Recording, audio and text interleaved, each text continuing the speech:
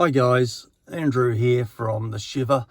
Just showing you how I installed my dash cam. You do you, how you do you.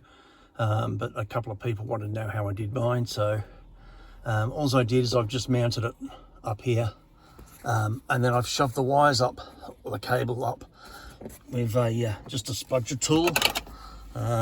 So one of these things, just pull that back, shove the cable up. Sorry, just pull that back, shove the cable up she goes, dead easy. And then you use your spudger tool to pull this down as well. So just get it in the side there, give it a good yank. It's quite tight to get off. Sorry about the video here. But then once you get that out, then I pulled it around the front of here, and then again back underneath here, just with a spudger tool, pull it down, shove the wire up all the way along here. Didn't quite get it in there by the looks of it, but that's all right. And then when you get down to here, you just well, I actually had to use a sharp knife because I didn't want to damage it, but if you just get a very sharp knife and just poke it in, these come out really easy, but even these thin spudgers sort of won't fit. So you pull those two out and you'll find two hex head screws with which are also a Phillips number 2 size screw head. From there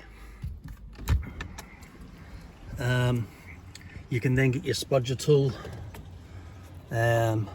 stick it in here, pull that back just a little bit. Once you've got those two screws out, it won't come back all the way, and then you can run your cable from up here through underneath here into here, and then I've just run it down in behind here,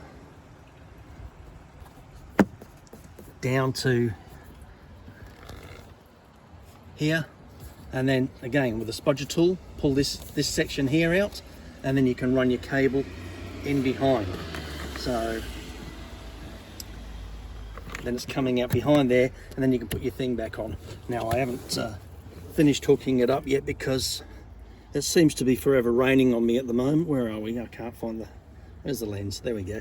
So in there is your fuse box that I'm going to connect to, and you do that with a couple of these things. So once I'm ready, these are known as fuse taps, make it nice and easy.